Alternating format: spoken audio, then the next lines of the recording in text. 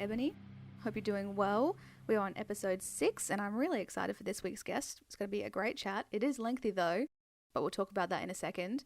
Let's recap last episode where I spoke with Ethan McCann from Thornhill and he said to listen to Diorama by Silverchair. Definitely not expected. Not that I expect any of the albums. I don't know what's coming.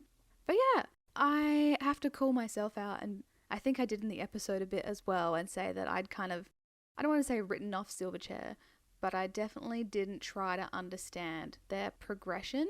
Although I was a lot younger and not as open-minded as I am now. You know, the first album of theirs I heard was Frog Stomp, and I absolutely loved it. And yeah, it was a product of the times. I still think it's pretty good. It's pretty cool. But Diorama was definitely a different exploration. I think it's a pretty bold album, to be honest. I mean, you start off with Across the Night. What a track. To start off an album with that is just throwing you straight in the deep end, and then leading into The Greatest View, which is a bit more rockier and I guess a bit more of a throwback to their earlier stuff. I did like that. I do like that song. It's such a good track. I think all the orchestral sections were really, really well done. Just elevates it, just makes them a little bit fancy, you know? But yeah, I also really, really loved World Upon Your Shoulders. I think those two would be my favorite ones, The Greatest View and World Upon Your Shoulders. Very beautiful.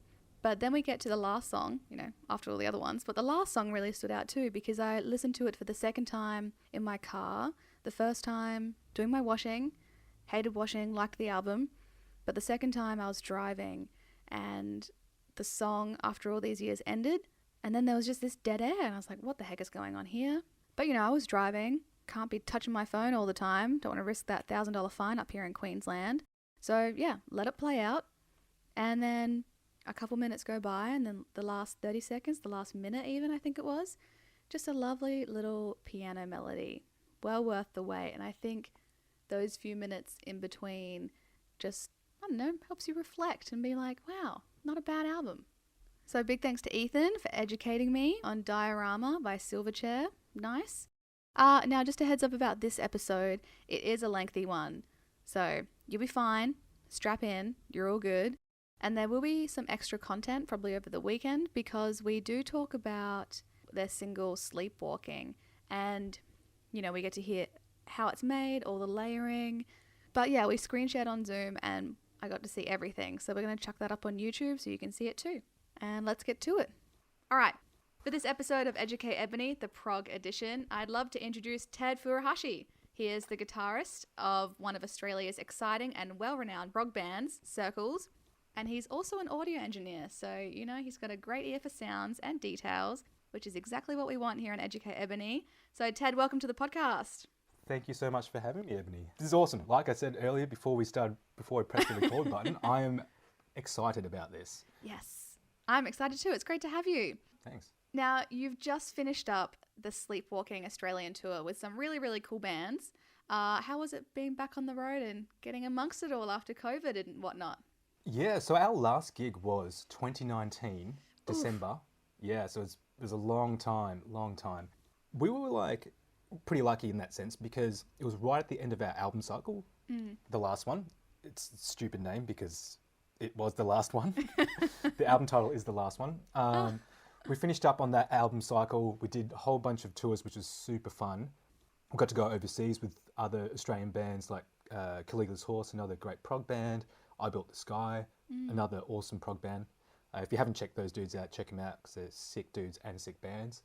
And we came back and straight away we went on tour with Dead Letter Circus, another great Australian band. Yeah. They're just lovely dudes as well. But before we went overseas, we toured with Tesseract, a great prog metal band. And as I mentioned earlier, like Chris, that was his album, right? Altered State. And from Loon, for everyone else. Yeah, Chris Smith from Loon. Yeah, sick guitarist as well. Yeah, so it was a bit of a whirlwind 2018, and so by 2019 we did our own headline tour. Then last show was 2019 December with Opeth at the Palais, which was a huge bucket list for us. We're like, holy shit, yeah, playing Palais, great. We'll take that. And since then, yeah, pandemic. So we were just like, all right, let's just hunker down and just write the next release. And so we did, and it was a different process this time around. We kind of went back to our original EP writing process because of You know, if no one knows, Melbourne was like the longest lockdown city in the world. It was like over 100 days straight or something. So it was really hard. Being in a band and writing songs together was tough. So we did the Zoom thing. And that has its own problems because if you've got the way we write, it's not like a traditional way where we're all in the same room and we're jamming out songs. It's very methodical. So usually it's just like a song idea done on the DAW or digital audio workstation, the program, like Pro Tools, but we use Cubase. Usually just write it on there, and then even with drums we sequence it. So the drummer might go, yeah, I'm going to play like a 4/4 beat and put the accent of the kick here and then the snare there. Let's move this verse and extend it. Let's make it another 4 bars. So we just chop it up and then copy and paste it, and then we go, all right, that's cool. Let's change the drum fill here because we don't want to be too repetitive. And then we go, all right, cool. Well, what's the bass doing? Is it following the kick drum? Is it working off the guitar? What's the rhythmic kind of juxtaposition here? Like those are the things that we do. But even when we're together, I'm at the helm because I'm kind of controlling all of this stuff. But at the same time, I'm recording it. So it's a bit of personally, it gets tough for me because not only am I a producer and engineer, I'm the person writing it and playing it and recording it. While if there's a full band behind me, 3 other members going, oh, I got this idea. Oh yeah, I've got this idea. Can you do this? Can you do that? Can you do this? Like, whoa. One thing at a time. I've actually got an idea. Can I put this down first and then put the bass in, then put the drums in, then put any kind of ear candy in, then thinking about vocals. Ear candy. And it's really hard to get that all out. And it's hard for them too to keep their mouth shut, because if I was in that position, I had this really cool, sick idea, and it's like, oh, I just want to tell you, I want to hear it. So I feel the energy of that excitement behind me, and that makes me feel guilty because I want to get my idea out first. I'm like, hold up, guys, let me get this out first. And then I start to feel guilty about it. Then I'll go, oh, I should hurry this up because I want to get to everyone and give them a chance to put their ideas in. And then I'm like, well, am I sacrificing my idea for this? And you get this whole... Oh my God. Anyway, being in a band is fun.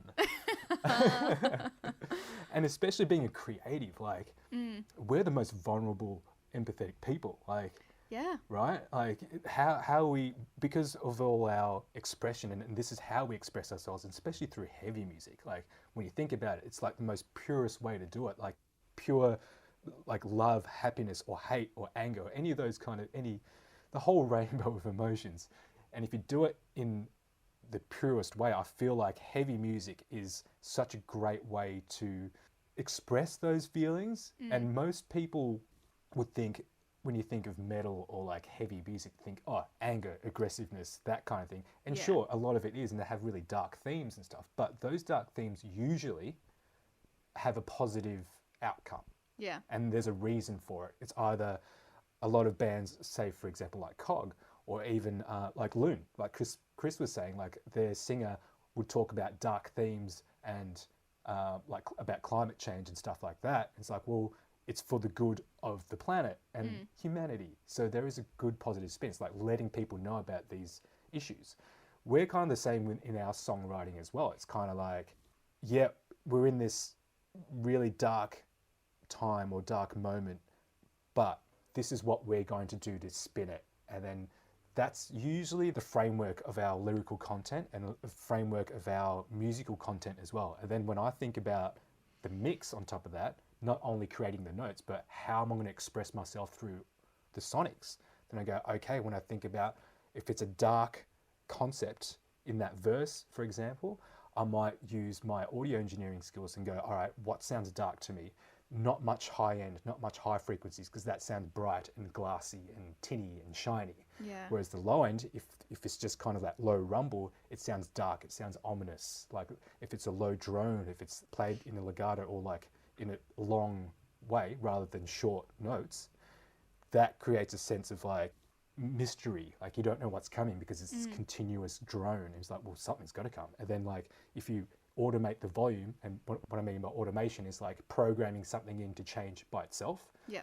You can automate the volume to swell a bit louder and louder and louder and go, oh my God, something's coming, because you hear the volume get louder and louder. It feels like it's coming closer to you.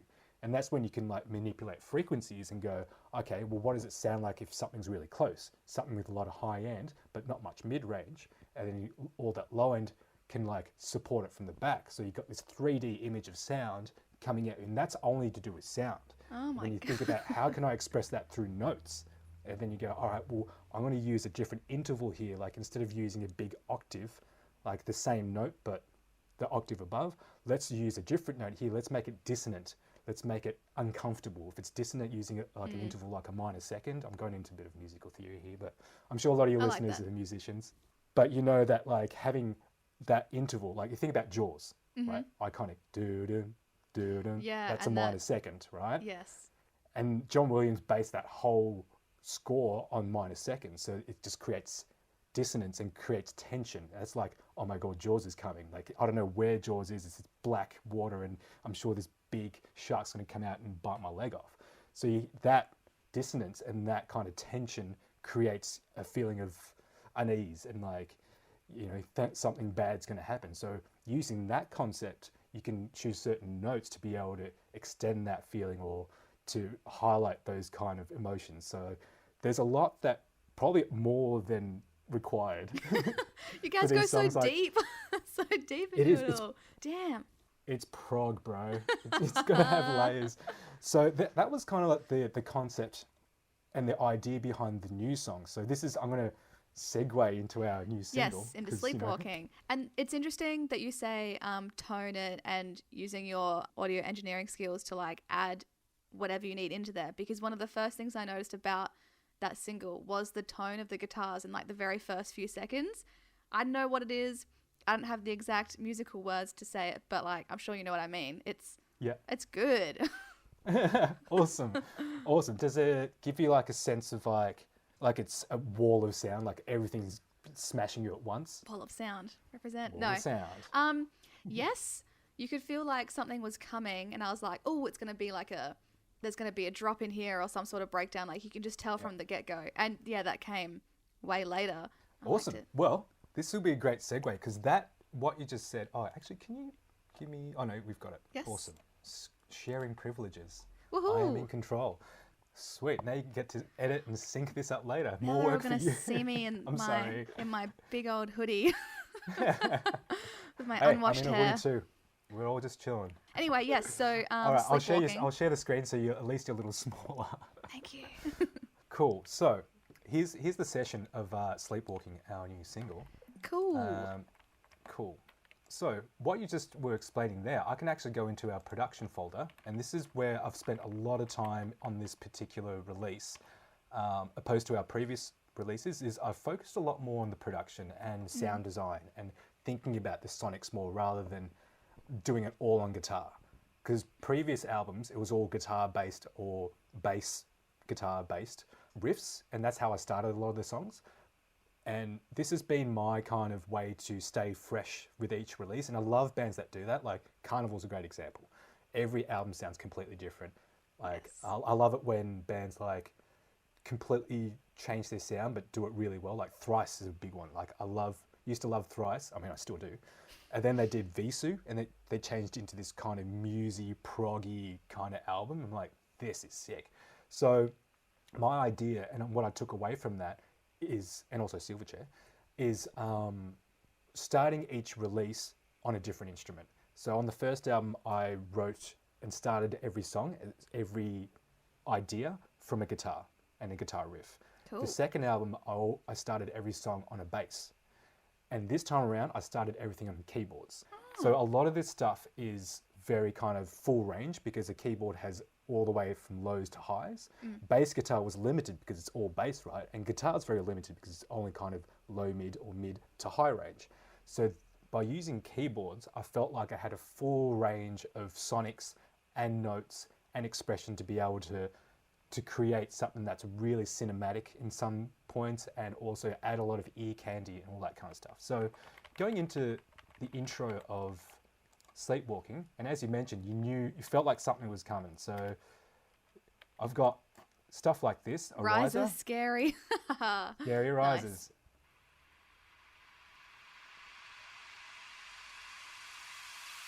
You getting that audio? Yeah, definitely. So we've got that audio and the air horn. This was like just a stupid thing that I put in as a joke, but it just stayed. And it was one of those things that like it was funny to us as an inside joke, and then we're like, should we just leave You're like, it actually as a sounds joke? kind of We're like, good. yeah, I mean, the pitch is completely off. The timing is completely off. It sounds like that drunken mate who comes into your rehearsal and just goes, "Bah." It's like, what do you hear? So that's in there. And so the other elements in the mix here in the intro that help with this feeling is all of these extra drum bits. So we've got a clap, a drum roll, some hats and a snare. So I can solo each one. And the air horn, of course. So these electronic elements, and then you've got your hi-hats, old school samples, Yeah. almost like a drum line, that kind of thing, and then the That's clap cool. to really solidify the timing of it.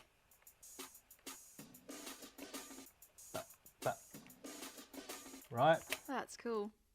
And then the actual riff, so, and this is kind of like a foreshadowing thing. So the main guitar riff, which we all know is this bit here.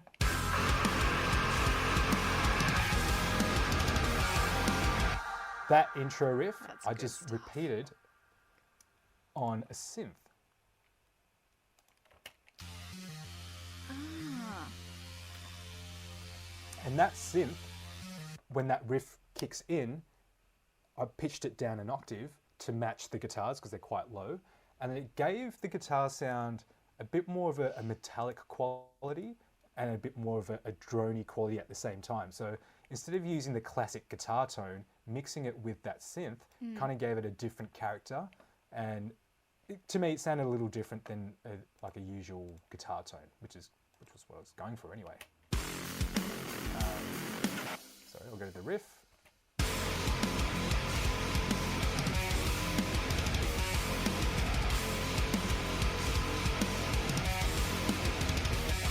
So if you solo the That's guitar, so and then cool.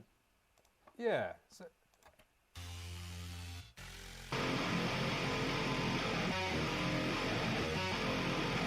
and over the top you can hear that saw Yeah. sound over it, and that gives it a bit more articulation as well, which helps in the mix when it's, especially when it's so dense. Like there's so much going on in there, and this was another problem with the EP because I was alone and writing a lot of this stuff before showing the guys. Is like I just threw everything at it. Like every idea that I had, I threw it. Usually when there's the bandmates behind you, they're like, I don't know, it's a bit too cluttered, much." man. None of those voices were there, so I'm like, yeah, sick. Just throw it all in there, throw it in there. I'll make it work. And that yielded different results also, which is cool. Another thing we can look into is the rest of the production elements in the chorus, for example, because it's pretty well stacked. So I'll mute the vocal and the production and just play what you would normally hear as a band. So drums, bass, and guitar. Yeah.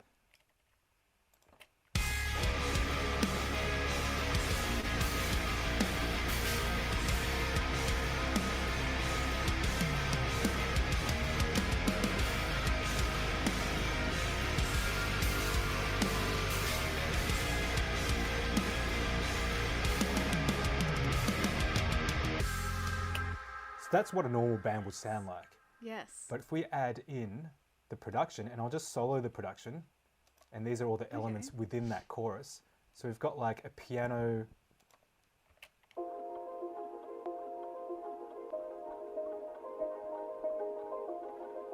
And these were used because when I thought about the actual themes of the song and the way I was feeling at the time, and also the lyrics also reflect this as well later on when we were writing the lyrics, is the whole idea of like sleepwalking and not having, Control. it's kind of like you're not having control and being in almost like a dream state, or being in a state where you know that something's wrong but you're not doing anything about it and not really realizing it until it really slaps you in the face.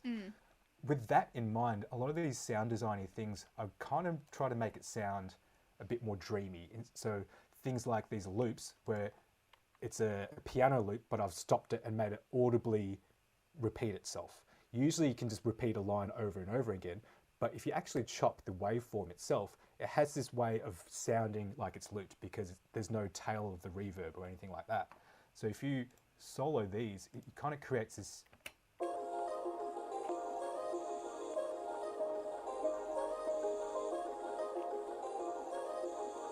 like a constant drone Yeah. of sounds that really wrap around the extremities of the stereo field. So by adding reverb and stuff, it pushes these things out even further.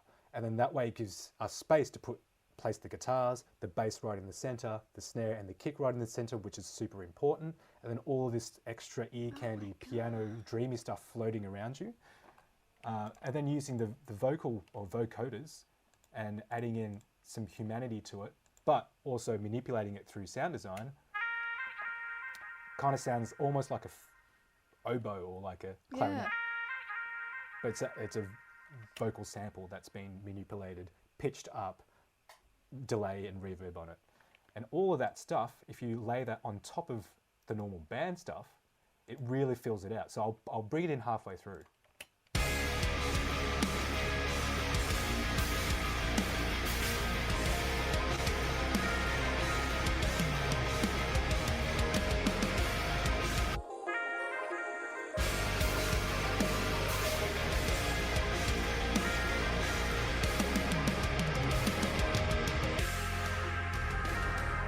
And especially this bit like the post-chorus pre-verse section, like without the production here, it's going to sound super empty. Like I'll play just that bit. Yeah.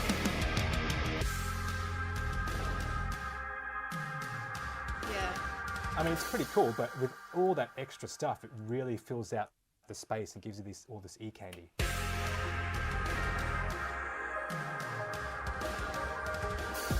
And then even like the repetitiveness of that breathing kind of piano sound, it almost sounds like left, right, like you're walking. More meta stuff like sleepwalking, the sound kind of follows that idea. And then on top of that, when you've got vocals, and I went ham on the vocals because I know this is the first Oh my release. gosh. The first release we're able to do with our new singer and writing with our new singer. The previous album, a lot of the vocals we wrote, and then Ben, amazing vocalist, he finished it up for us. So it wasn't like his initial ideas. So in this time around, I knew Ben's abilities, and I know he's a great singer, and he can pull off a lot of voices and stuff like that. And we both have a similar background in like vocal artists and stuff. We both love rich, thick harmonies. We love gospel. We love all that stuff. So I figure he knows what I'm talking about. I know what I want. So let's just go ham on it. So we went nuts in the vocal production on this release. So things like vocal delay throws. And what we mean by that is like just for a certain phrase, it just repeats that phrase. Yeah. So on the main vocal, we've got some delay throws. Got everything to lose and I won't back down. Tearing out my heart to see what I have found. So all of those big reverby things, and then more ear candy with the pannings, like down, down, down, left, right. It keeps things really moving and really interesting. And then on top of that, we've got like all of the layered vocals, because I love like fully thick pop vocal. I'm a huge pop fan and a huge boy band fan, so I love harmonies and all that kind of stuff. Don't get me started. If your podcast was about like boy harmonies. bands, Well, maybe I'll call you back for a season when I do that. dude, one boy band episode featuring just me, Double or just us, episode. because we love it. So we fully stacked it. So I did like a center vocal, then this exact same thing double track. So we've got 3 sets of vocals doing exactly the same thing. So you've got a wall of vocal. And then we've got our low vocal doing the octave lower. So we've got everything to lose and I won't back down. And we've also got an octave above. So we've got 3 voices or 3 different pitches, but we've got 3 of the main, 2 of the low, and then 2 of the high. So that sounds like this. Got everything to lose and I won't back down. And then on top of that, we've got a backing harmonies, which is these guys. Tearing out my heart to see what I have found. But if I disappear. And then I thought that found, I really wanted to extend it. That's why the delay throw's there. And so that sound continues while this next bit of vocal comes in over the top. And then on top of that, right at the end, we've got all of them at once. Stop here wouldn't make a sound. before I'm in the ground. So with all of those vocals in there and production, it's already full. Like, Yeah. Got everything to lose and I won't back down.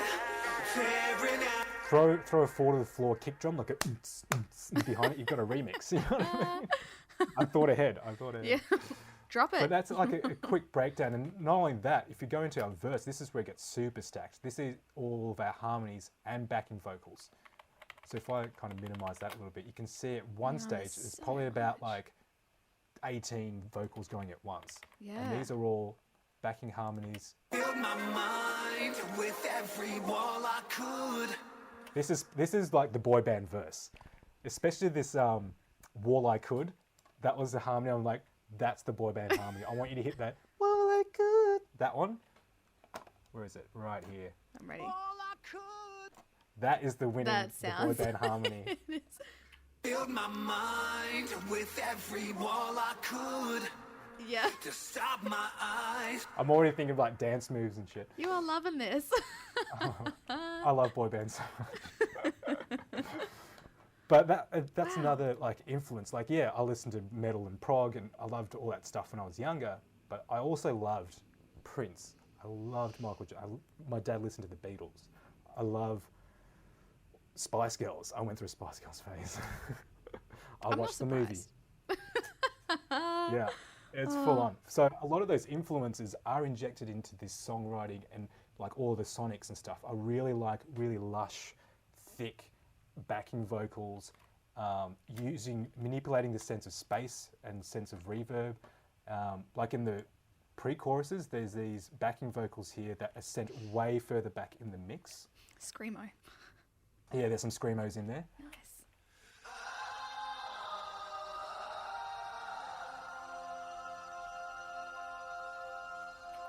Like that's really fun. Drenched it in reverb because I wanted the guitars and the heavy bits to be up front, but the Yes. vocals sitting just behind it. Therefore, drenching it in reverb, and there's no top end to really be close up into your face. But if you listen to it in the mix, you can kind of hear it, but it's really far in the background.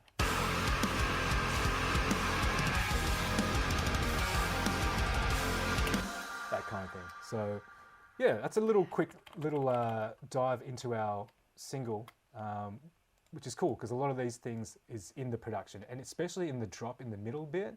I was like, this Oh, could be that's its the good own stuff. song, Yeah. which is I'll just solo just the production here.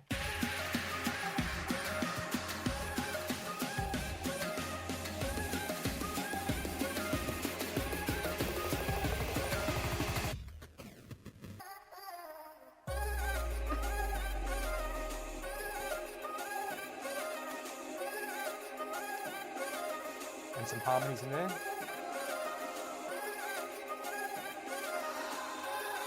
These guys.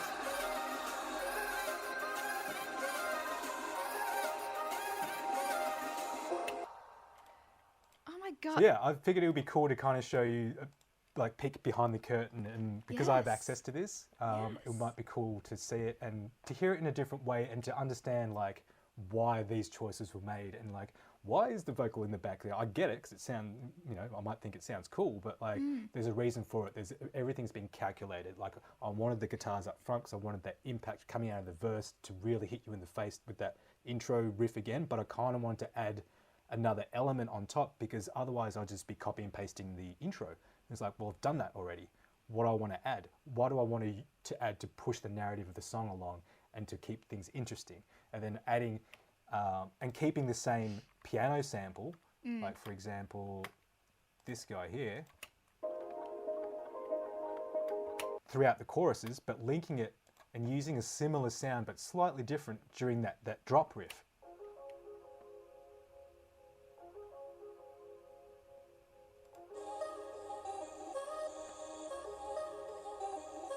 And all those vocal samples. So it keeps a continuity in the sense of like, oh, there's some familiarity in the sounds, but you're not really focusing in on it because what's really taking up your attention is that center vocal and the message through the song. But there's all of these supporting themes and supporting sonic properties that really glue the song together. And Although it's short, we like short songs because we're not. I know we're a prog band and prog stuff is always long, but at the same time, I love pop and I love pop structure because I know what's coming, it's familiar, but I guess the element of prog we bring to it is the way that the instrumentation is being put together. So, like, for example, one of our songs, it's called Echo. I can't show you because we're not releasing it, that's all right. blah, blah, blah. But for future reference, listen to the song Echo and remember this conversation.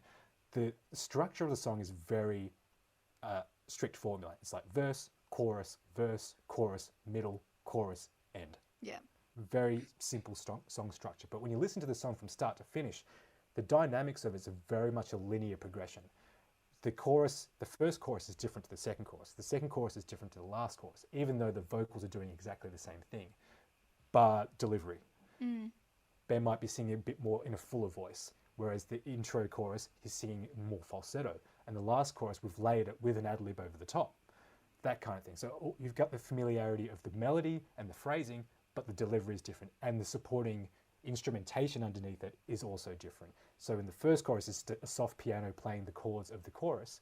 The second is like a big tom thing that with a forward the floor kick with a bit of guitar. The last one is a full range guitar playing big, thick power chords distorted, while the drums are hitting harder, layered with more samples, reinforced by a kick and the snare electronically.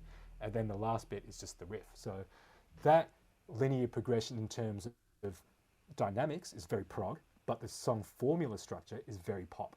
And that's where all my influences of like listening to pop and boy bands and stuff is just so ingrained in my psyche that when I naturally write the formula, it's always like that. Yeah. But I don't want to repeat stuff because it's boring to me. I want to keep things interesting. So that's why I choose to have different structures and like add a certain instrument here or change the timbre of a certain instrument a little bit. And I'll use my engineering skills, I guess, to change the sonics of it just ever so slightly so it's never the same thing. Especially in this day and age where you can easily just copy and paste stuff and go, yeah, done, because that riff is sick, let's repeat it 8 times. Instead of playing it 8 times, you just copy and paste it because it sounds great and it's all gridded, right? And it's super tech and it's like, it has to go exactly with the kick drum, so you've got to edit it so it's right at the start. I get it because that's an aesthetic with certain mixes and certain genres. Yeah. But doing it this way, you do, even though you do copy and paste it, if you do change and automate some of the sonics of it, it tricks your ear into thinking that it's different. And because of like how the human brain works, the human brain is wired to be able to recognize patterns.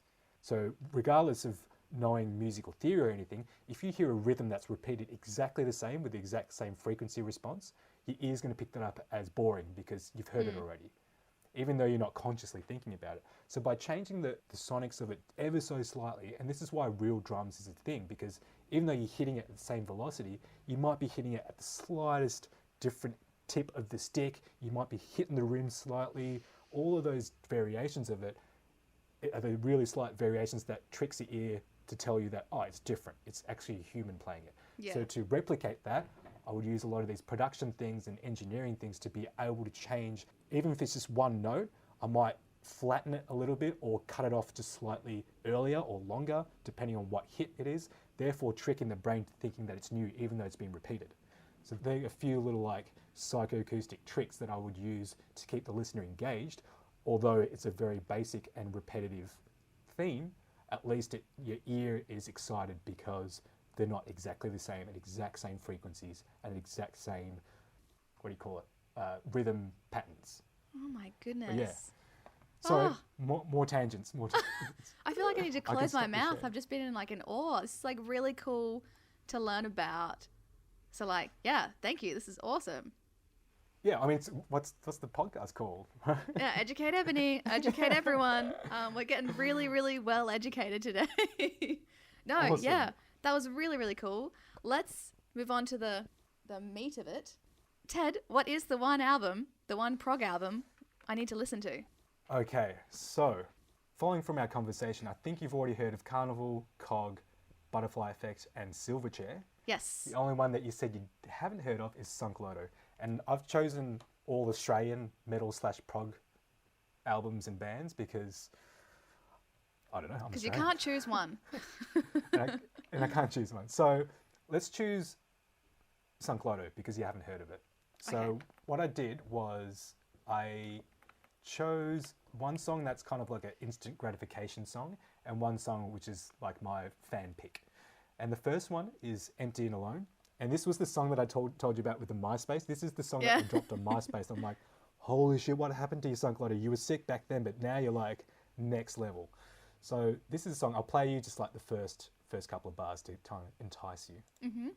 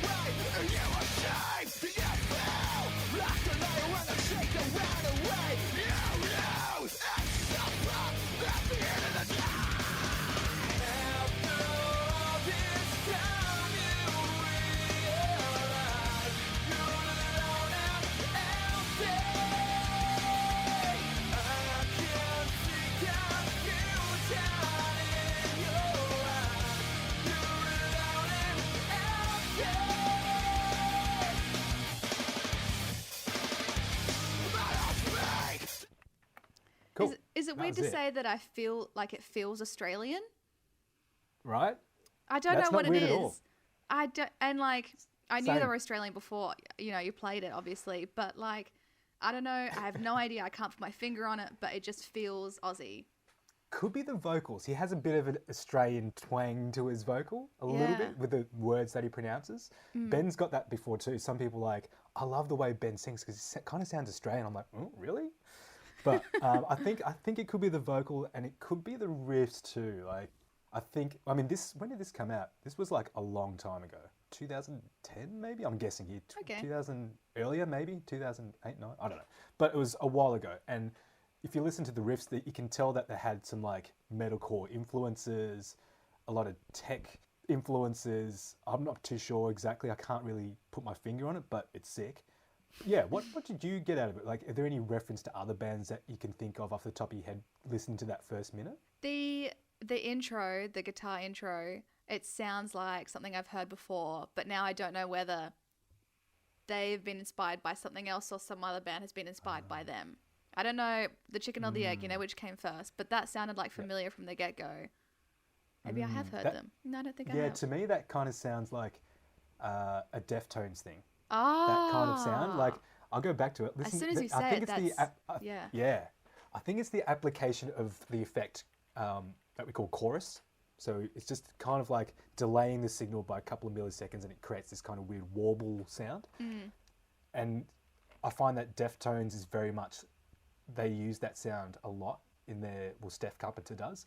If you think about, what's that, down again, I always call it Shut Up and Drive, not Rihanna's song. Oh, yeah, no, Be I know Quiet. it. Yeah. That I can't intro, remember the right? time. Yeah. That kind of strumming thing with that distorted guitar strumming thing, but it's got that chorus effect on it.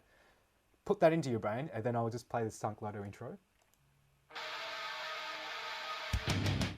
Yeah. You know what I mean? Yeah, I and do. it has that kind of stereo pan thing, and I think even the note choices is kind of like this dissonant, distorted high thing, and that's kind of like it's a bit of a songwriting tool. It's like intro is kind of empty, pardon the pun, empty in the sense of sonic qualities. So there's not much low end information. It's just this high kind of shrilly, dissonant chord, and then to come in with the ba ba ba ba, and it's like really low palm muted stuff, and there's this juxtaposition of like being up there, and then all of a sudden you've got this full range of frequencies with the low end of the toms slapping, and then you've got the guitar pumping, and then the bass following that with the toms.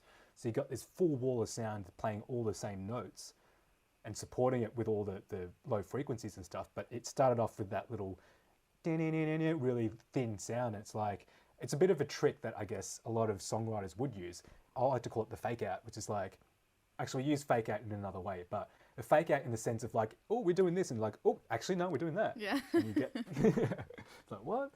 So that's one of the songs, if that kind of grabbed you, Sunk Loto album, Between Birth and Death, it's called. And you should probably listen to it anyway, just as an education in Australian heavy music. It's an iconic album, and I don't think it gets the recognition that it deserves, because every musician that I talk to that's in the heavy scene, and if I mention Sunklater, they're like, bro. Really? So know? then where have I been? Oh, obviously, you know, I'm still learning. I've no music. This is coming off really weird. But like, obviously, I've just never heard of them and I don't know why. Man, I get that all the time too. Like, someone will show me something on Spotify and be like, oh, have you heard this? Like the new album from so-and-so? I'm like, oh, I've never heard him. It's like, and they'll be like, oh, you haven't heard of X band? I'm like, Yeah. no. I'm like, oh, how can you not? You've been living under a And you're rock. like, I'm like, I don't know. sorry. No one's ever This- like introduced me to it before, and it's just, except for today, which is a great day. So, I get it. yeah. I've figured you out, Ebony. This is just, it's like, yeah, it's work, but you're just getting recommendations from people. That's I all pretty you- much am. Yeah, you see right through I me. like I have a great I like time. No, so I agree. I'm with you on this. good. So then, obviously, when you first heard this, 12 years ago, you know, you didn't know what you know now. Like you can pick it apart amazingly and just hear like every single layer. So when you first heard it, what were your initial thoughts? Initial thoughts, listening to the album the first time, I actually went to JB Hi-Fi. I was pumped to buy it on CD for you Nice. kids out there. Nice. The compact disc at 44.1 kilohertz. I went to JB to buy it because I heard the songs on MySpace. I'm like, this album is going to be amazing. So I went to JB, bought it, chucked it in my car. Obviously, couldn't wait. Tore open the plastic. I think I actually broke the. Remember jewel cases, and you get too yes. excited about opening them, and you open them too far. I Yep. did that. I snapped the whole thing off. I'm like, oh god damn! I ruined the CD, but who cares? Or the case. Sorry. Let's just chuck it in. I didn't leave that car park for 3 hours. I listened to the album all the way through 3 times just in the car park. People would have thought, is this guy doing drugs is or this something? kid Like, he's been here cranking music, headbanging in the headbanging, for like 3 hours straight. And the staff would probably leave in clothes and shop. But yeah, I was in complete awe. At the time, I was listening to a lot of, like, just off the back of like Alive or Just Breathing, like a lot of Kill Switch Engage, 36 Crazy Fists. It's just coming out of the emo stuff, I guess. I was listening to a lot of like Say Sin, and like there was an album that I was obsessed with for a while, like Matchbook Romance and like Funeral for a Friend, that kind of stuff. Like I was into it. And then hearing that coming out of that was just like, whoa, this is a type of aggression that I haven't heard, well, especially from these guys before. And they open with a song called 5 Years of Silence, and it just comes in with this huge tom beat, and then it just ramps up, and it's just like 100 right from the get-go. I'm like, this is going to be a journey. So when I first heard it, I was in complete awe. I was like, what happened to these guys in 5 years? Because they were young. They were like 16 or something when they released their first kind of breakthrough single and played Big Day Out and were the next biggest thing. Then they went on Decent. hiatus. So something must have happened, and then come back 5 years later and just threw this thing out. I'm like, holy shit, what happened to you guys? Because before it was very, not pedestrian, but like it was heavy, but it was groovy and it was cool. And you can tell that they were good musicians, even though they were like 16 or 17 at the time. Yeah. But 5 years later, I don't know what happened that 5 years where the drummer just injected something into his brain and just absorbed every drummer's like skills in 5 years and just kind of came out and go, yeah, I can do this now. And just did all this crazy tech stuff that, one, I couldn't figure out. And two, like all the tones were just really aggressive, and the kick drum was super clicky and like right up in your face, and like probably wasn't like the most complete mix, I guess, in terms of like sonics, but at the same time the mix was really suited to the music. And that's at the end of the day what's special. It's like, yeah, you can get the $1 million producer at the time and then get them to do a sick job because sonically they're great. But I think the magic lies in finding the right producer who's passionate about the project and understands what the band is going for. Like if you listen to the music there, like it's aggressive, it's angry. I wouldn't put like a nice polished mix like I did with Sleepwalking, for example. Yeah, sure, that's kind of big and big bass and stuff, but if I applied that mix to this song, it would not work. Yeah. One, the kicks are too fast, the snares like super fast as well. If I applied the same EQ and the same presets, that kind of thing, you would get a lot of this low-end information wobbling around. It would just sound really muddy and not clear. Whereas this is nice and slappy, really cut through the mix, really sharp, so you can hear all these intricacies in his drumming, intricacies in the guitar work, and even the spit that's coming out of the guy's vocal. And that's what makes those aggressive sounds really aggressive. It's like hearing that spit. I don't want to hear like someone singing really softly and like in an operatic way to this music. I want to hear someone spitting right in my ear, telling me how angry he is, you know? That kind of thing. And that in itself, just by the sonics, even if I didn't even know the song, the sonics will get me and go, I feel this. And so, yeah, sorry, long-winded answer, but it was sick. No, yeah. That's actually insane. I almost don't remember if I ever heard an album for the first time and can remember where I was, what I was doing. I mean, for this podcast, yeah, definitely can, because it's very intentional. But I feel like for other albums that I've listened to when I was younger and growing up, not the first time, but I can remember when it became like important. Yeah. Well, usually these are the things, right? These are the connections that you make with songs and music when you're going through those developmental stages in your brain. It's like you may have been, I don't know, happy or sad or whatever you were at the time, or something that happened, like maybe you were going into year 12 exams and you were using music as a study thing, and that new Metallica album came out, or that new Slayer album or new Dream Theater album came out, and that's, just had it on a repeat while you're studying for exams. And that instantly, like that messaging going into your, what do you call it, the amygdala and your hippocampus and all the things that are connected to your memory that connects to music and sonics, they're the things that talk to each other and attach to those memories. So like when you think about that, like just when you ask that question, it's like, oh, what did you feel when you first listened to it? And I could recall that story instantly and know what I felt. I knew what the weather was like. I knew exactly what make of car I was in. I know which car park that was. It was 3 from the left, like at JB Hi-Fi. Like I remember, I have this weird thing with my memory. Like I remember so many insignificant details, but never the important ones. Like, we have these like chats every now and then after rehearsal about like, oh, if something comes up to do with tour or something, and then someone mentions, oh, I remember that time we were in here, we did that on tour. And I could tell you random details, like I think someone said, I remember that gig when someone jumped off the balcony and like it was really dangerous and stuff. I'm like, yeah, I remember that. And I would say, oh yeah, that was the day when I put that 20-cent piece in the parking meter because it took a bit longer. So insignificant, but I remember those details. And I'm like, yeah, I remember I had to cross the road a couple of times because there was some kind of fair going on, and like we had to navigate through it. And like they're like, how do you remember that shit? Like, so insignificant, but I remember all of these details, but not the important ones. Like, oh, I don't remember the guy jumping off the thing. Wow. Weird. You need to write a book. Just being like, what happened on this day? Well, I don't know about for you, but for me, I put a 20-cent piece in. Wild. But they're the things, especially like from tour, because I'm in a different environment kind of different place every day. The environment's very much the same. It's like venue, bus, but in between, all those little details, like especially on our first tour, where it was like a van tour where we were just left to our own devices. Like, here are the dates, get yourself just there. Be there. Yeah. You know, and because we're a DIY band, we didn't have management. We managed ourselves until the last album, I think. So we organized. We didn't have a tour manager. We didn't have any of that stuff. So we made a lot of mistakes. We lost a lot of money, but we learnt along the way. And the first tour was in a van supporting Dillinger Escape Plan, and so they just gave us all these dates, and they were like, "Cool, see you there." I'm like, oh. So who do I call to organise a van? I don't know how to hire a van in France or in Paris. Like, who do I call? So obviously looking it up on internet, going, tour bus or tour van that sleeps 3 with some gear space. So we started Googling, and then like, oh, the Netherlands, in Amsterdam, they've got this cool bus looking thing with an automatic door, and you can drive it on like a regular license. Maybe we'll get that. And we thought, oh no, but we've already booked our flights, and we're flying into Charles de Gaulle in Paris, in France, sorry, and moving into Paris to do our first show.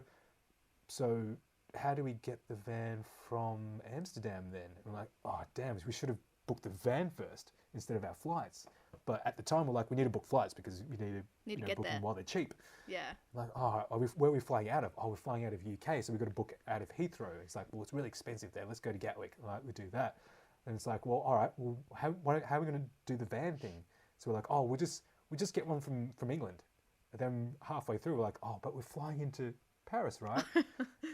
So we ended up calling our label and getting their intern to use his. We set our license, but he used his license as the booking, so he could drive it from UK, Camden in UK, jump on the ferry with the van, ferry to Calais, and then drive to Paris to meet us when we fly in. So it was like all of these moving parts, and we're like stressing on the planes, like, please work, please work. We don't want to be that band, and especially a band like Dillinger who've been doing it for so long. We don't want to be that new band that rocks up and goes, sorry, we're late, we couldn't organise the event. They're like, we don't want to hear it, mate. Just get up on stage and do your thing.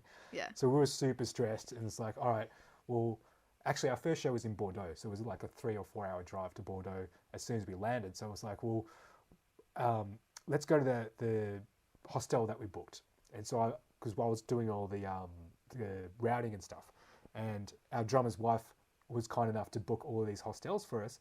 She booked it. It was all good. Got the confirmation email. So when we rocked up there, they were like, who was it under again? And so we quoted her name and quoted our name and all that kind of stuff. They're like, nah, sorry, I think you've been double booked.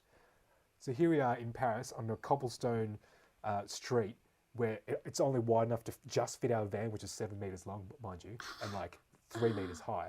So we couldn't park it anywhere. It's Paris. Like, you can't, we don't even know how the street signs work. Are we going to get a ticket? Like, should we just sleep in the van? I don't know. So we ended up just going, screw it, let's just drive. Let's just start driving. And we drove from like 3 in the morning all the way to can't remember when it was, like 10 or 11 in the morning. And then halfway through to Bordeaux, we found a truck stop. We're like, let's get some food here. Let's just sleep in the van. So the first night we just slept in the van rather than, and that's after, pretty much 48 hours of traveling from Australia. And like, we were just running on fumes and like pure adrenaline at that time. But then another reason of like, or another example of me just remembering these random things that happened. And this was in 2013. So almost 10 years ago. And my brain is pretty cooked right now, as in like these days, because I'm getting old and I'm forgetting I forget my keys all the time. I'm starting to do that shit now. But I remember these obscure details. But that's cool though. It makes for a good story. Like, people who don't live your life or live a musician's life will have no idea about this sort of stuff. So exactly right. Cool And that's another thing that like I took for granted, or at the time, like I came back from tour, and I've told this story heaps to other friends. It's like when you're that musician and you see your friends and your peers and other stuff, and other people, going on with their lives. Like we've missed so many of our friends' weddings, our friends' babies being born, a whole bunch of these events we've missed because of touring or like engagements that we've got, band engagements. So that kind of sucks. It feels like you're never really progressing in life. And I think that's a major issue with bands that kind of not quit, but like they disband because they're over it. They just don't want to tour anymore, or like they're just over being in a band. And they go, all right, I've done this thing for X amount of years, most likely more than a decade. And well, what have I got to show for it? Like I'm still renting, or because of financial reasons, you might be living at your parents because I haven't been home, so what's the point of having a house and paying rent if I'm going to be away? So you might come back to your parents' house and you might be getting to your late 20s and all your friends have started have mortgages and like started a family and all these life things, and then you sit in there going, well, yeah, I've done the touring and stuff and I had fun, but like what now? And then you fall into this black hole of despair and thinking like, what have I done with my life? And you have this crisis. And I think that happens to a lot, and that obviously that spiral of depression, you just that starts to happen, and you're like, well, how do I dig myself out of this? I need to start doing something. So I came back from that tour and telling my friends, and a lot of friends were like, oh, how was it? Like, you must be living that rock star life. You're traveling overseas and doing all this cool stuff. And I'll come back and I'll be like complaining about all the stuff that went wrong, because a lot went wrong. And they were like, and the thing that resonated with me, and a friend of mine who's an air traffic controller, he goes, my main gripe was I took a personal loan out to do the tour, and I was in a lot of debt. So I was like, oh, I've been in all this debt, man. Like, how are we going to pay it back? We're going to do so many shows to do it. And he was like, dude, I'll gladly pay $30,000 to experience what you experience. It's pretty much once in a lifetime thing. Even if it's just once, going overseas once to perform original music that came out of your brain, into your fingers, and then through an amp out to the world. Just that alone got you overseas in front of other people that appreciate what you did.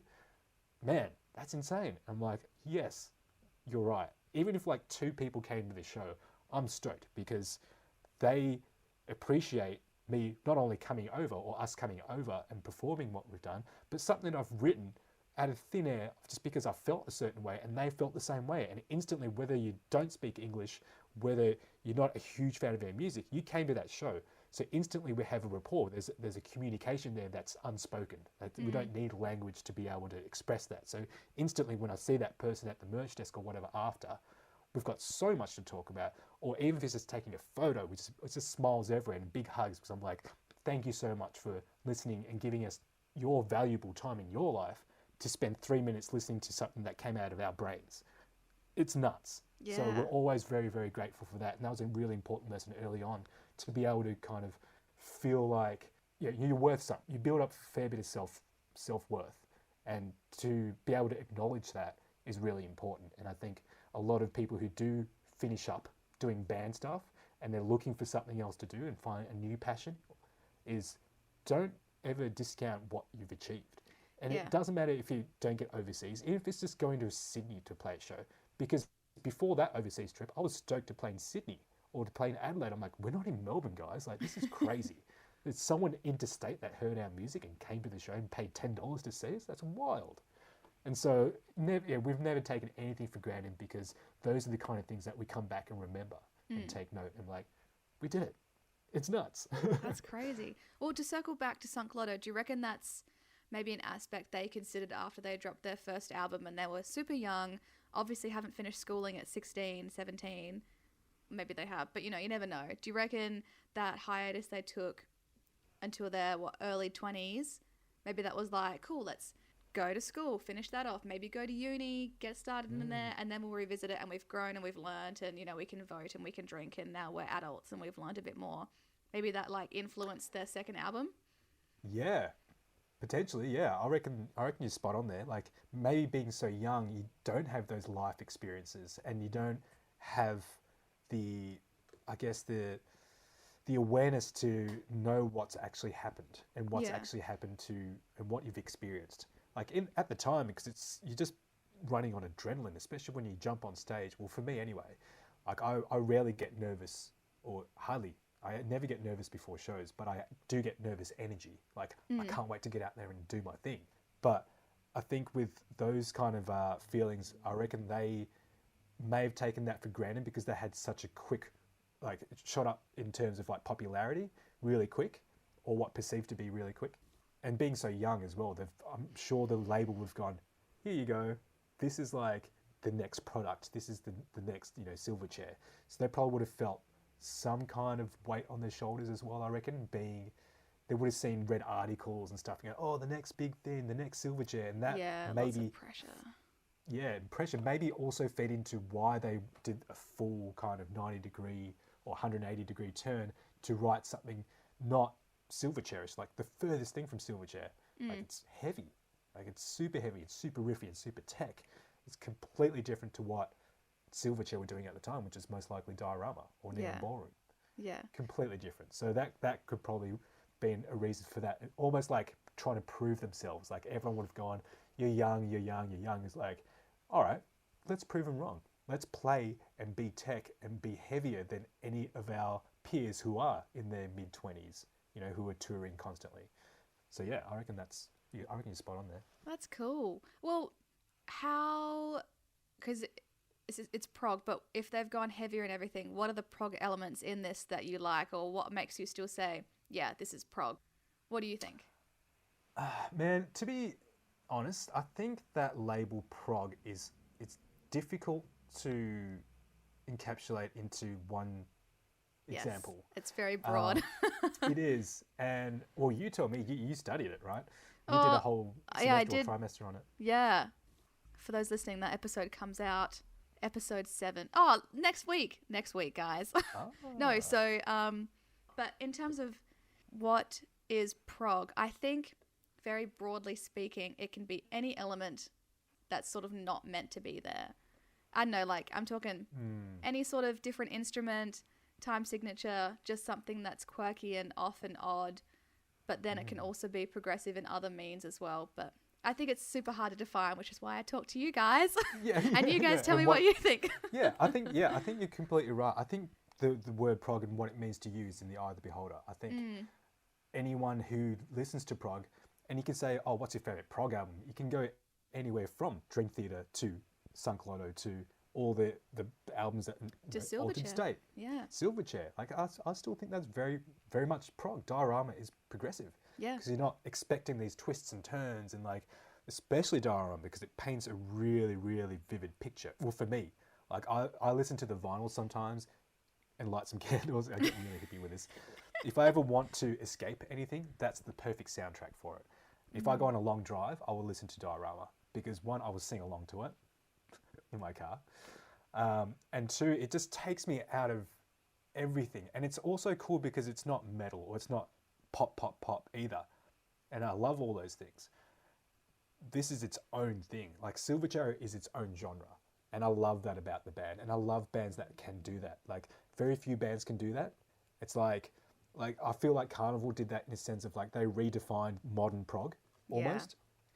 Like they've incorporated the heaviness because they started with the like heavier sound. I think originally they were kind of more new metal-ish, that kind of vibe, and then they did Thermata, and it was more tech and a bit more prog based. And then Sound Awake, they went prog. Yeah, they did. It was amazing. But they still had elements of heaviness. Like the two tracks that I chose for you actually was Goliath and Umbra. So Goliath was the hook, and Umbra was my sinker.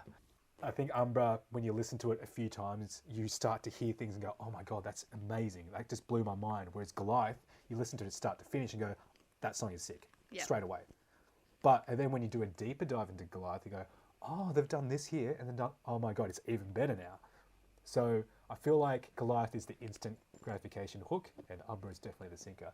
But that's another a huge, part of the huge scope of prog. So me personally, I think prog is, when I think of prog, you'd have to mention like either if it's modern prog or like classic prog. Like if you say classic prog, I would put old Dream Theater. Like 70s. Or like Rush and stuff like Yeah. that. Pink Floyd, prog, hell yeah. Literally. I feel like Tesseract, because you're familiar with Tesseract now, like Yeah. I feel like Tesseract is the modern gent version of Pink Floyd. Ooh, I see that. In terms of Yes. sonics as well, like they do all the soundscapey stuff really well, and they can get really dreamy with bits. Like I'm not talking in terms of strictly musical linkage there. It's more so like in the way they present their music. Like it's very calculated. It's very, they do it in big blocks. Everything has they revisit motifs. They mix things in a certain way, and that even that album, Altered State, probably my favorite Tesseract album, apart from maybe Sonder. It's starting to get up there now. Sonder's actually really cool. King is probably my favorite track. Holy shit, what a song. But going back to Altered State, that as a whole, like you listen to the sonics of it and stuff, and like, oh, okay. Ackle, because Ackle does his own productions as well, and I took a lot of inspiration from Ackle, and not so much like the sonics and the way he engineered it. It's more so like the way he approached music and how creative he was in utilizing the guitar, especially in a certain way. Not like every other band that was around that time. That you got your Peripheries and like Monuments and those kind of bands that have got that really precise guitar tone. They also have that, but they use it in a different way. It's not so much relying on the low 7-string stuff. They use a lot of higher notes, but they let the bass really speak in the low end.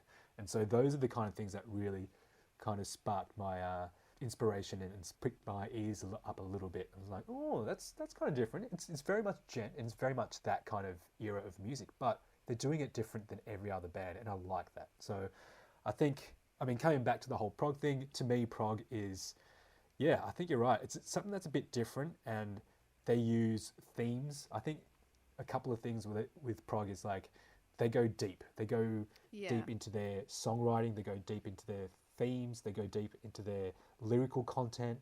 They go deep with their song conceptual stuff, like even like song title ordering, like the album songs on the album and what order they go in. I think a lot of thought goes into it. I think with prog, the songwriters probably put way too much thought into their art, but I think that's what prog is. Yeah. Like you go, it's not so much like, oh, I'm writing this to please the masses. I'm writing this because I want to create a piece of art.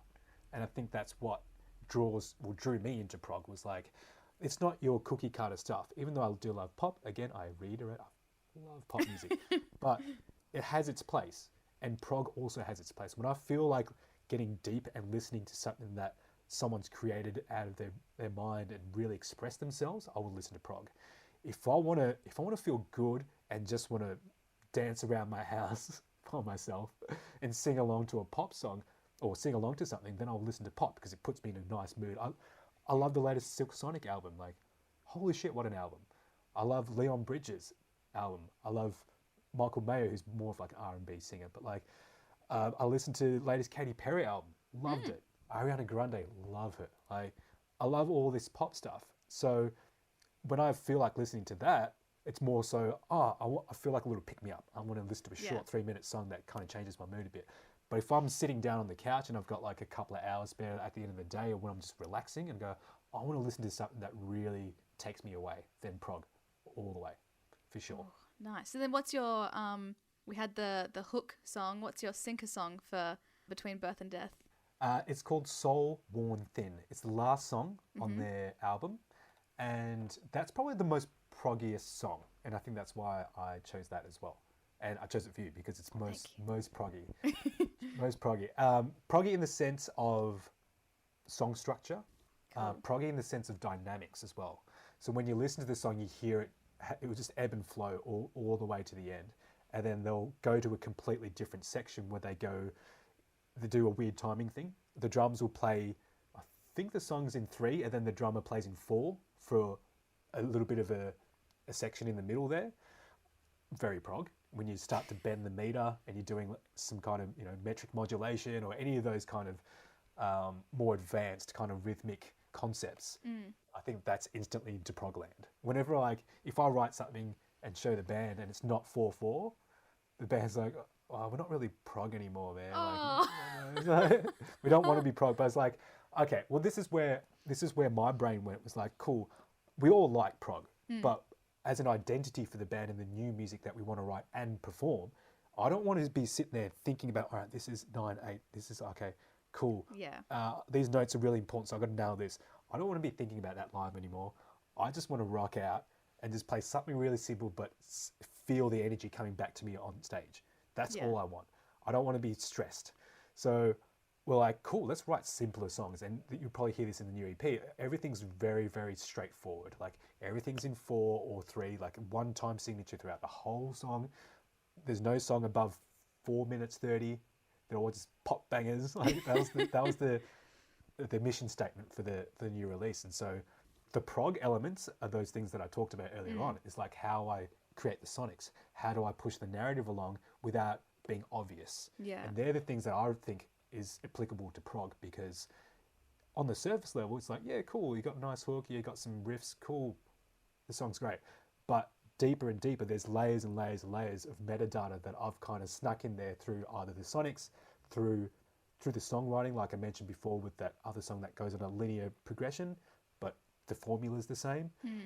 That explanation is it. The prog is in the songwriting, not so much the end product. And I've always talked about this, is like, I feel like when you listen to songs, you're only hearing, like, the way I envisage the song being written is like all the ideas fall into this funnel.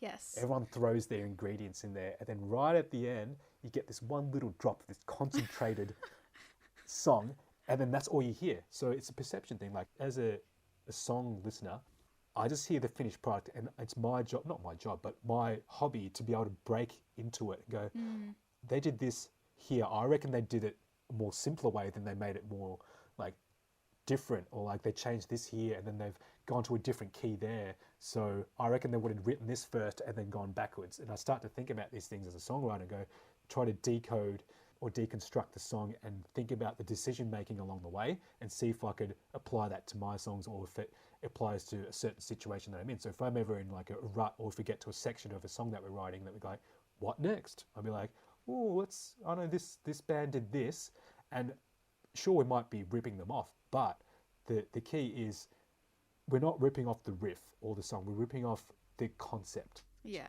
or let's say not ripping off because it sounds bad.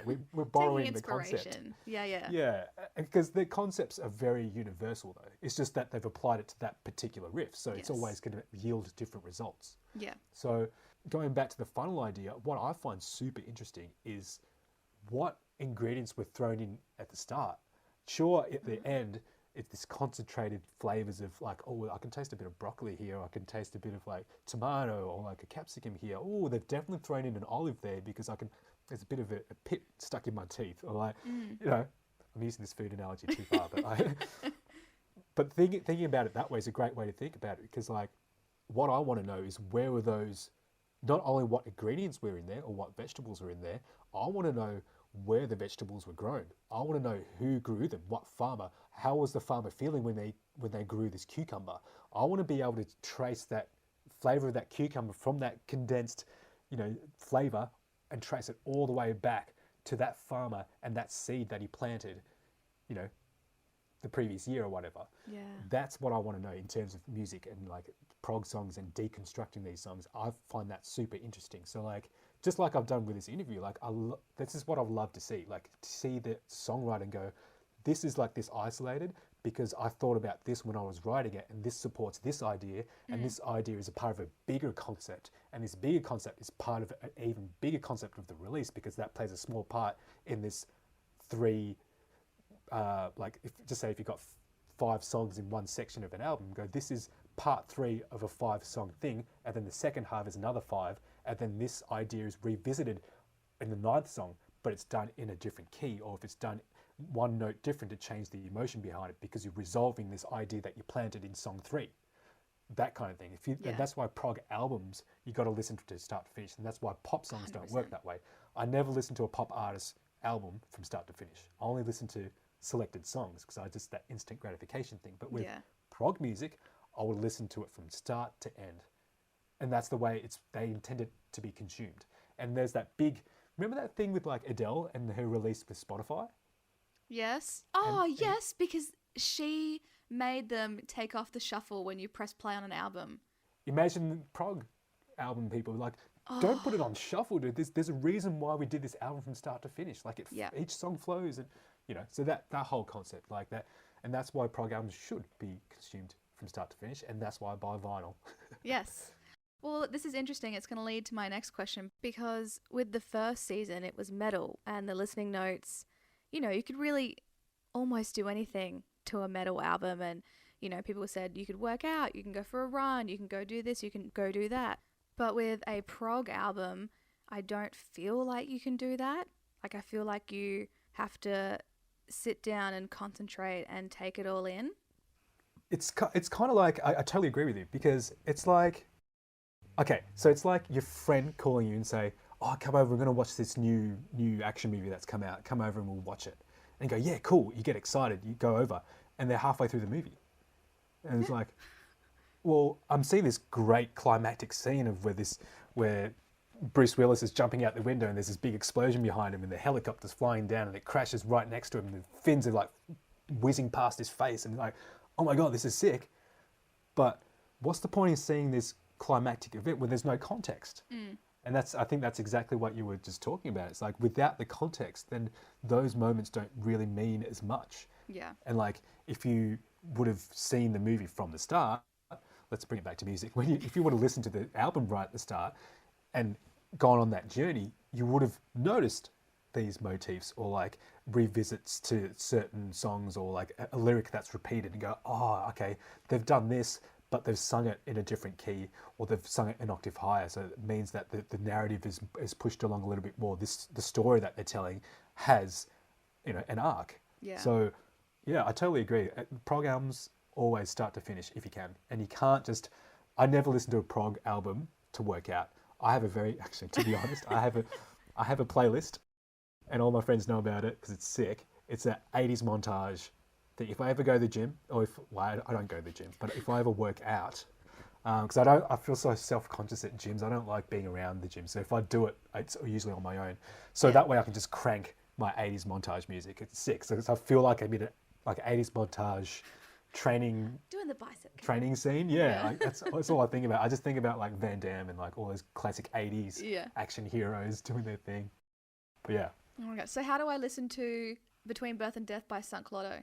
you can, one, jump on Spotify, obviously. Mm-hmm. Two, go to one of their gigs. I think they're sold out, but hopefully they tour again because I'm actually flying to Brisbane just to see them.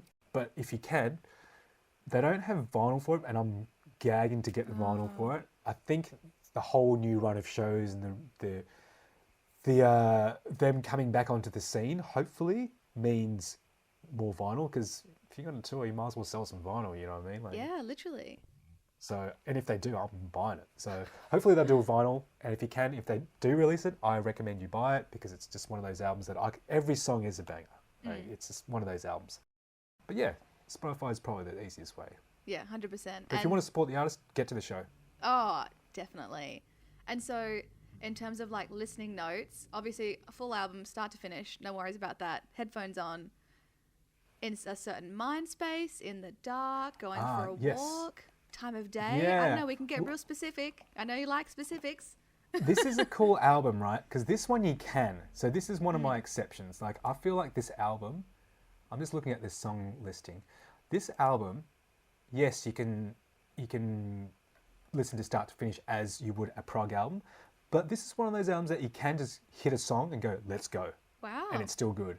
I suggest listening to it from start to finish, Yes. just to respect the way that they've ordered the songs. But as soon as you listen to track one, you're just like, I'll play it right now, actually. Ooh. Even just the first 10 seconds.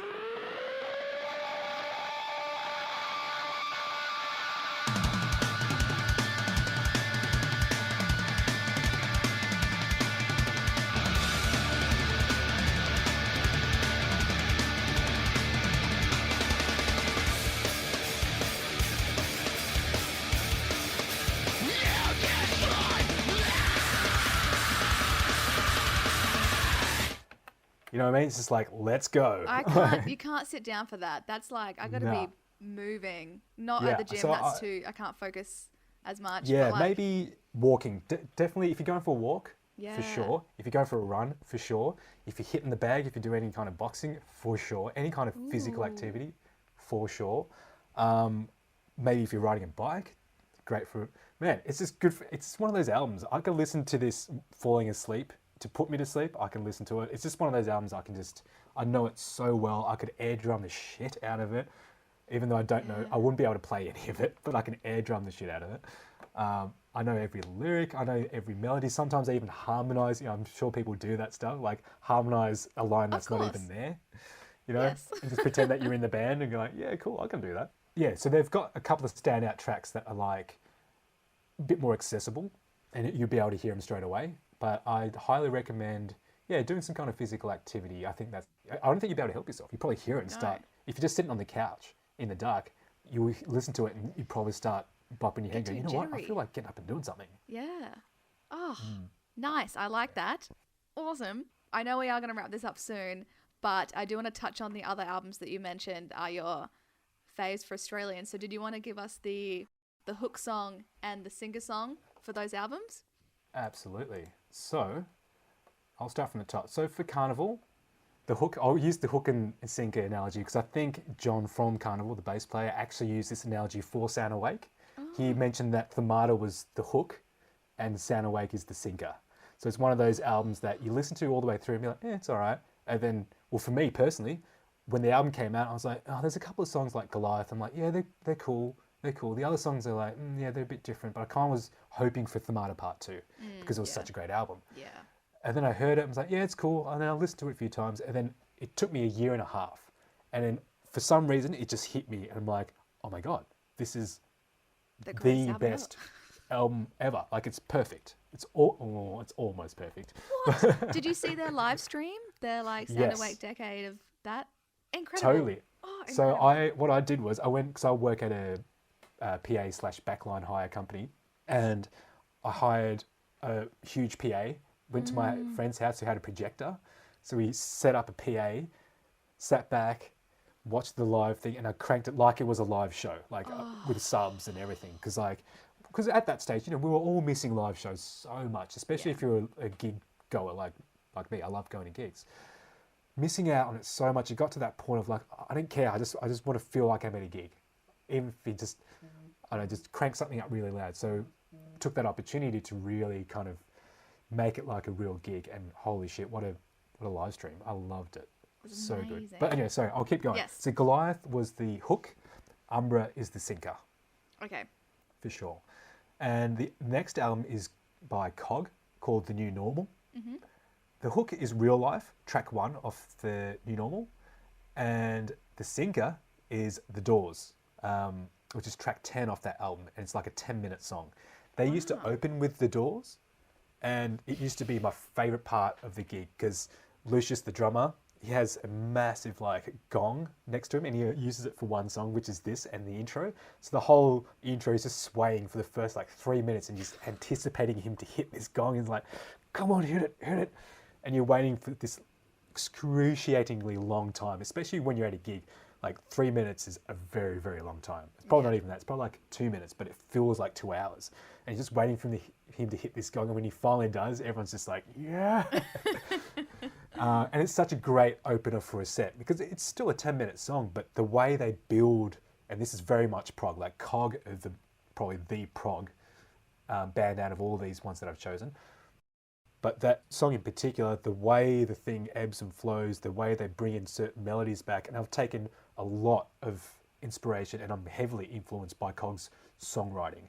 Not so much, I'm not like much of a lyric person, because they tend to get quite preachy and a bit, not preachy in terms of religious, but they're very anti-politics and anti-government, that kind of thing. Yeah. Which is fine, but I just don't really connect with it too much. I'm more of like a internal person. Like I like lyrics that are very not so preachy, really. That's all it is. But yeah, The Doors, sick. The next album is The Butterfly Effect. The band is called The Butterfly Effect, another Aussie band that did the rounds. Loved them. Another Queensland band. Yes. Their album Begins Here. It's their first album. I got into the EP, and then when this album came out, I was like, oh, yeah, this is a solid album, start to finish, all good songs. So the hook here is Consequence, which is track 3 off the album. Really cool. And then the sinker is Feeling Silence, track 8, I believe. A little bit different for them. They kind of went a little proggier with Feeling Silence, and it has this middle section that's very kind of Deftones-esque, and I love Deftones, so that's that. We went through Sunclutter, and Silverchair is the last one, Yes. Diorama. And I've mentioned it so many times, it just takes me away to all the special places. If I'm ever feeling bad, or if I've had a tough day, or something happened, or if I just need to just get away from life, this is the album, without a doubt, full stop. Daniel Johns is probably someone I would, if I had like a bucket list of people to work with, he would be up the top. His brain is just something else. He hears things in a certain way that not any of these bands, as amazing as these songwriters are, and that blow my mind, he's on a different planet. I don't know, for me, he has this way of creating a scene. He has a way of being able to express himself through his music, but in the most pure and unadulterated way. Like what he writes and what he sings is so, I don't know, it just pierces through my soul without sounding too, in depth about it. It does, and that's just a special album for me. So the hook is Across the Night, first track. Instantly takes you to this wondrous place. You watch the film clip. That's what it feels like. And the sinker is Tuna in the Brine, probably my favourite song on the album, track 6, I believe. Nice. That's a very prog album because it goes everywhere. It goes really dynamically. It goes really intense, and then it just whittles down. And it's like, and when I talk about the sonics as well, like they use orchestration really well. And when I say orchestration, not so much in terms of like an orchestra, but the way they've chosen the right instruments and what timbre those instruments hold. So like if it's something really, really emotive part, they might use really thin sounding instruments like flutes and like a harp, or something that's really high, but not like a double bass or like a cello or anything like that. Not something with heaps of body or timpanis or anything like that. It's too dramatic. But these softer passages where he's singing in falsetto and has that really beautiful breathy tone that he has, and that mixing with like the top end of a flute or like a top end of like a descending harp line, they're the things that really kind of reinforce his idea or his vision that he had for that particular part. And that's just like, that blows my mind, that kind of stuff. Not so much like, oh, he hit his sick note on his vocals, or like, oh, that riff is sick. It's just everything. So more than that. Silverchair diorama, get into it. Oh man, I've learned so much in this episode. Awesome. This is great. Glad. Yes. I'm so sorry, I just did like 99% of the talking, so. No, but like, I'm here to give you a platform so you can educate me and everyone else. So that's the point of it. It works out. That's great. It's good to know that, that you did learn something from it, because that's obviously the intention. 100%. But it's just cool. I genuinely love just talking about music with other music lovers. So it's like, it's kind of show and tell. And we usually have this, whenever I meet someone new or we're just talking about music or whatever, we connect on it.